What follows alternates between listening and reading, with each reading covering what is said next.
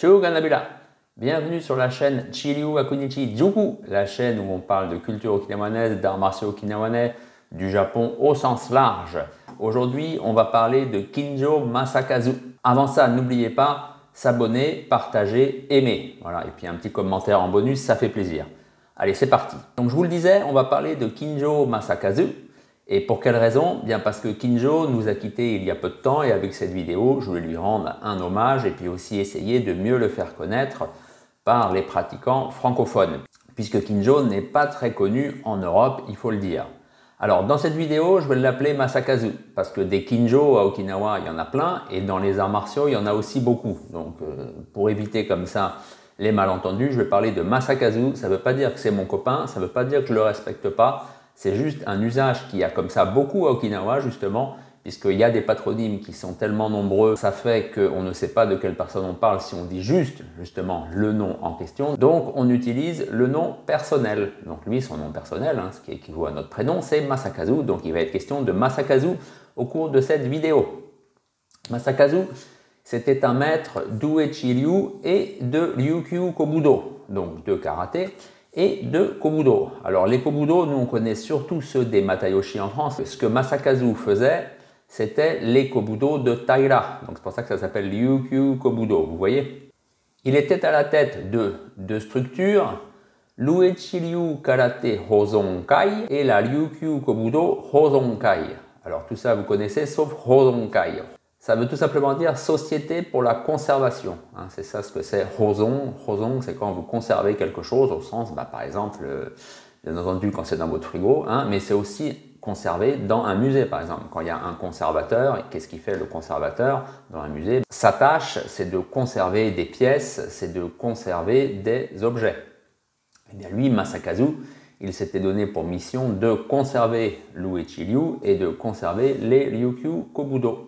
On va un petit peu parler de lui, mais avant ça, on va juste dire d'où est-ce qu'il vient aussi pour le karaté. Donc pour le karaté, son maître était Minowa Katsuhiko. Minowa, c'était un disciple d'Uechi Kangei. Vous voyez bien à quel niveau il se situait dans la hiérarchie Uechi Ryu, puisqu'il y avait le fondateur, on peut dire Kambun, ensuite il y avait le fils Kangei, et puis Kangei avait eu beaucoup de disciples. Donc on peut dire que Minowa se situait à la 3e génération.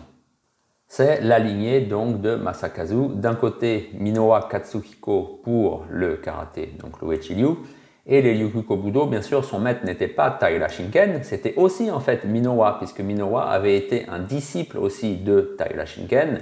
Il n'était pas l'héritier de Taira, mais il faisait partie vraiment des proches disciples de Taira, ce qui fait qu'il avait beaucoup appris de lui. Bon, il disait qu'il ne connaissait pas par exemple les 18 katas de bâton, de bo, qu'il y a dans les Ryukyu Kobudo de Taira, mais quand même il était plus que central dans les Ryukyu Kobudo. Kinjo était né en 1952. 1952, il était né à Naha et plus précisément à Kubagawa. C'est pour ça qu'après, plus tard, il enseignait toujours et il vivait à Kubagawa et son dojo s'appelait le Kubagawa Shubukan par exemple. Quand il était encore enfant, avec ses parents, il était parti vivre à Iriomote. Iriomote, c'est la grosse île qui se situe à l'ouest d'Ishigaki, vraiment dans le groupe d'îles du sud, vraiment du département d'Okinawa, quand on commence à s'approcher de Taïwan. À Iriomote, la vie était très dure. Même encore maintenant, c'est une île où il n'y a pas grand-chose. C'est une île principalement rurale et il y a aussi beaucoup de touristes. À l'époque, il n'y avait pas de tourisme. C'était limite une vie de pionnier. Il y avait tout à faire, il fallait défricher l'île, il fallait travailler dur sur l'île, principalement dans l'agriculture. Je pense que c'était ça que faisaient les parents de Masakazu. Il passe toute sa jeunesse à Iriomote et aussi à Ishigaki, puisque c'était à Ishigaki qu'il allait à l'école. Et à Ishigaki, il y avait un professeur d'Uechi Ryu, puisque c'était quelqu'un qui avait appris l'Uechi Ryu sur l'île d'Okinawa et qui enseignait à Ishigaki, donc il regardait comme ça l'Uechi Ryu et ça l'avait beaucoup impressionné. Ensuite, il est revenu sur l'île d'Okinawa à l'âge de 17 ans, mais pour repartir tout de suite à la métropole japonaise, là c'était à Wakayama. Donc Wakayama, ça vous dit quelque chose si vous vous intéressez justement à l'Uechi Ryu. C'était là où étaient basés les Uechi avant la guerre. Donc là bien sûr, on est en 1970 environ. En 1970, bien sûr, les Uechi n'étaient plus là. Mais il y avait toujours les Tomoyose. hein. Les Tomoyose, je vous rappelle, c'était quand même Tomoyose Ryūkyū, qui était le premier disciple d'Uechi Kambun. Donc il n'avait pas appris là avec Ryūkyū, mais il a appris avec Ryūkichi, qui était le fils de Ryūkyū. Donc pareil, il a appris avec quelqu'un qui était à la 3e génération de l'Uechi Ryu. Ça n'a pas duré bien longtemps, puisque environ un an et demi après, il est revenu à Okinawa de façon définitive. Et là, en plein Nara, il a donc fait connaissance avec Minowa Katsuhiko, le maître que je vous ai évoqué au début de cette vidéo, et il a commencé à apprendre le karaté avec lui. Très rapidement, Minowa lui a dit non, il faut aussi que tu apprennes les kobudo, puisque c'est comme ça, hein. Kobudo et karaté, ça va de pair, on ne peut pas faire l'un sans l'autre. En 1971, il est donc devenu le disciple, bon d'abord c'était son élève bien sûr, de Minowa Katsuhiko, et c'est vraiment là qu'il s'est investi corps et âme dans le karaté et les kobudo. Et cette vision de Minowa, vraiment qu'il faut pratiquer de front karaté et kobudo, ça a beaucoup influencé Kinjo, puisque Kinjo était quand même l'un des seuls à Okinawa justement qui enseignait aussi les deux et qui mettait les deux sur un pied d'égalité. Parce qu'il faut le dire, parfois même dans un dojo, dans une structure, il y a aussi des kobudo, mais on va dire c'est 2/3 de karaté et c'est 1/3 de kobudo. Non, chez Kinjo, c'était, mais ça l'est toujours puisqu'on va en parler, il y a ses fils maintenant, bien non, c'est autant, on fait autant karaté que kobudo.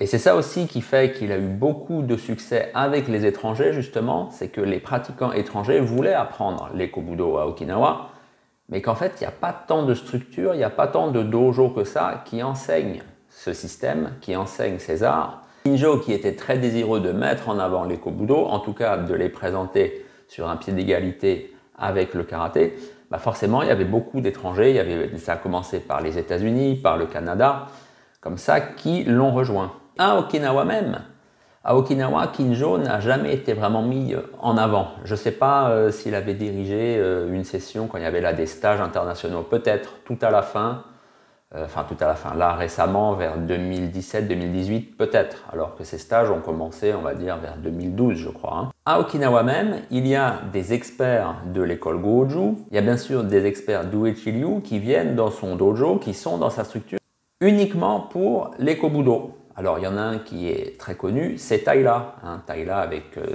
sa fameuse vision donc, des bunkai de l'école Goju.